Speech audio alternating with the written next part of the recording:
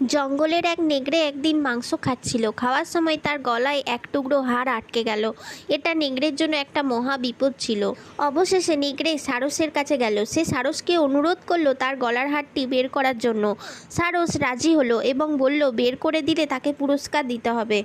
নেগড়ে দাবি পূরণের প্রতিশ্রুতি দেয়। তারপর সারস তার লম্বা ঠোঁট দিয়ে নেগড়ের গলা থেকে হাড় টেনে বের করলো।